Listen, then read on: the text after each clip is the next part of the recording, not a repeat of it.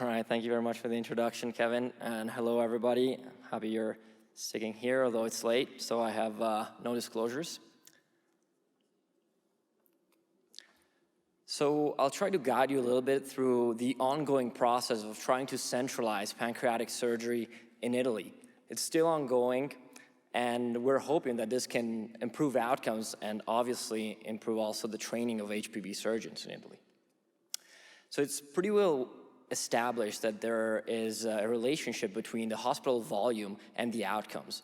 One of the first to talk about this was Dr. Berkmeyer in the US in 2002, showing the relationship between the hospital volume and the mortality of patients undergoing pancreatic duodenectomies. And you can see that the low volume centers had a very high mortality rate compared to the high volume centers.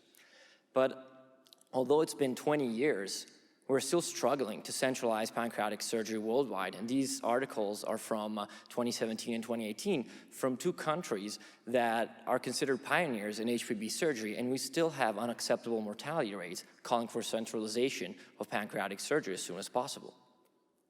But let's go back a little bit. What determines the outcomes and the quality of care in surgery? This is the conceptual framework from Dr. Donabedian from the 1980s. And how can we explain the relationship between volume and outcomes? Case volume is actually one of those structural measures that together, along with the process measures, can determine outcomes. But let's try to simplify this. How do we define a high quality of care in pancreatic surgery? We define that as giving good indications for surgery, when to operate, when not to operate, when to send a patient to pre-op chemotherapy, and which operation should the patient receive with which approach. And for this, certainly, we need a champion surgeon, but not only that, we need to have a good center, a good structure. We need to have multidisciplinary team boards, we need to have EUS with FNA, rapid on-site evaluation of the specimen from dedicated pathologists. Then we need good intraoperative management, when we should stop during the operation, when to convert during minimal invasive surgery, and when should we expand the resection because of a positive frozen section margin. And for that, sure, we need our champion surgeon, but that's not enough. We need to have the good pathologist dedicated, and we need to have good anesthesia dedicated to pancreatic surgery. And finally, the correct management of complications. It's not that if we take back the patient to the OR 7 days after surgery with a bad pancreatic leak and it's bleeding, that's gonna be the best management. It's not enough to have a good surgeon there. We need to have interventional radiology, interventional endoscopy.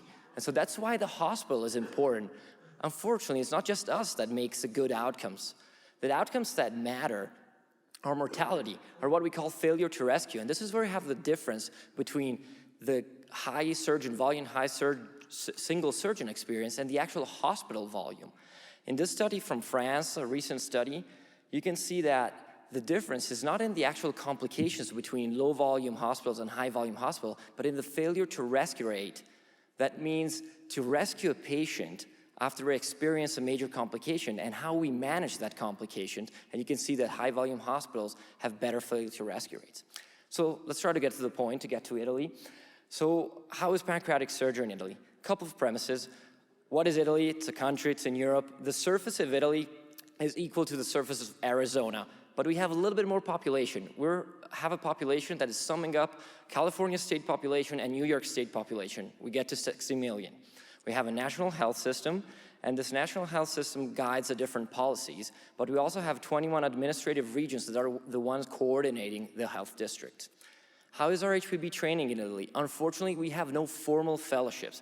So during the residency, we're training the residents that are interested in HPB, and what happens is we're training the young attendings, and these are trained from the senior attendings. And obviously there are multiple surgical societies initiatives, and I think you're familiar with some of these like IGO-MILS and IGO-MIPS that also created registries for minimal invasive pancreatic and liver surgeries. So this is the work we've done in the last 10 years in our hospital at San Raffaele, working closely with the Ministry of Health, and we started analyzing data. This is a publication on the British Journal of Surgery from a couple years ago. We analyzed data from 2014 to 2016 in Italy. So we found that we had a total of 13,000 pancreatic resections. But the problem is that too many hospitals are performing pancreatic surgery. Almost 400 hospitals had at least one pancreatectomy in this study period. So we stratified these centers, and if we stratified based on a very well-known cutoffs between low and high volume surgeries, which I think is inadequate, but still is 10 resections per year, you can see that more than 300 centers are considered at very low volume. That means they're performing a mean of 3 resections per year. And what does that bring us to? We have no centralization in Italy nowadays, and we have an excessive operative mortality. Look at this. This is the data from that study, and you can see that even where we were using risk adjustment mortality, the very low volume centers had more than 10% mortality after pancreatectomy, while when we have high volume or very high volume centers, it's below 5%. The consequence of no centralization are giving the wrong indications. We have an overuse of surgery. In 2016, we analyzed the data and we looked at the number of non-resective surgeries performed. And you can see that the percentage of exploratory or palliative surgeries for pancreatic cancer exceeds 60% in low-volume hospitals, compared to less than 30% in high-volume hospitals. It can always happen that you need to do an exploratory laparotomy, you find metastasis, but 60% is completely unacceptable. And this leads to an increase in healthcare costs. So we looked at what happens if we had actually spared the patient a non-resective surgery and compared the benchmarks of high-volume centers, and we would have saved national healthcare system €4 million per year. So what are the criteria we can use for centralization? Is minimal volume enough? So let's go look at this data from 2014, 2016 that we analyzed. If we look at the hospitals that have more than 10 resections per year, we have 92 centers.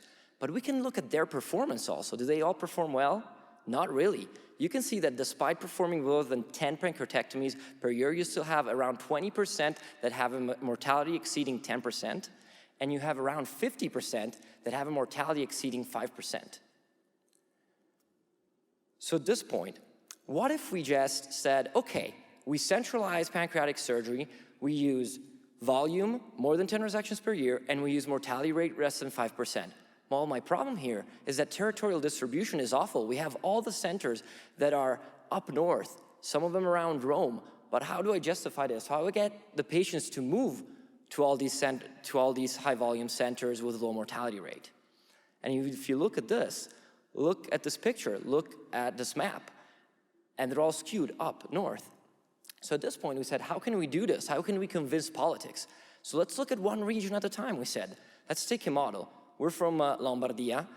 We're lucky. We have 5% mean mortality there, and we're the most populous region in Italy, more than 10,000 inhabitants, and we perform at least 1,000 pancreatectomies per year. Sure, let's look at this.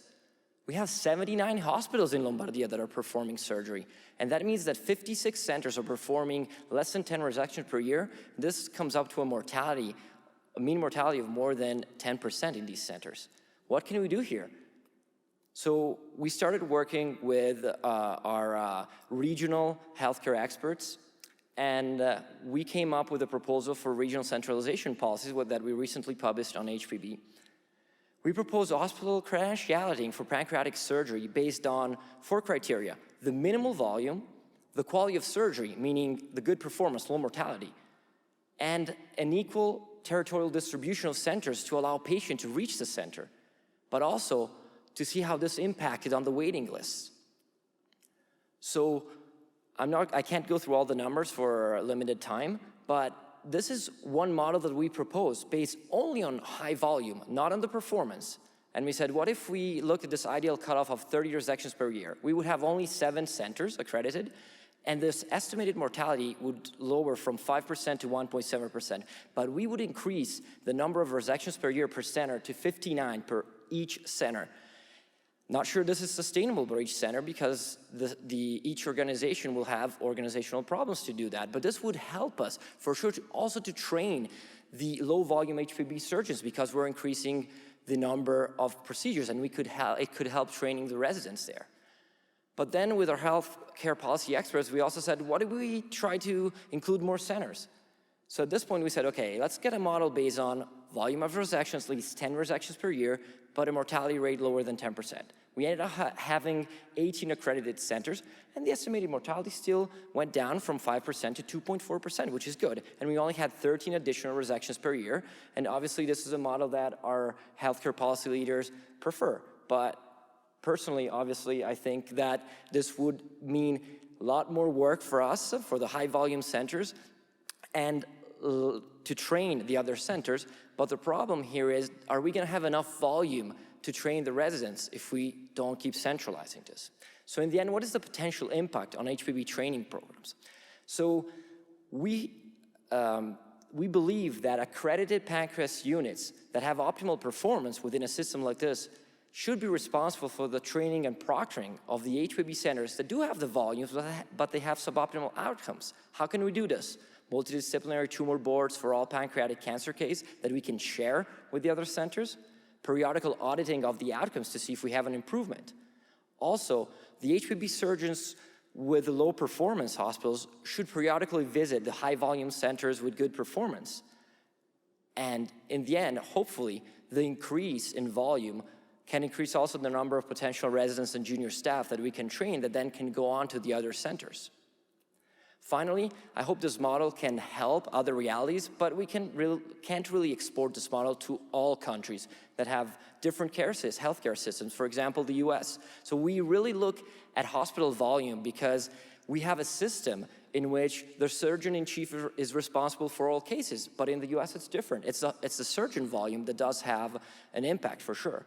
And then in our analysis, our parameters don't take into account other important quality of care measures such as availability of interventional radiology, interventional endoscopy, dedicated pathologies, the presence of multidisciplinary tumor boards. So I hope this was helpful. I'll be happy to take any questions. Thank you.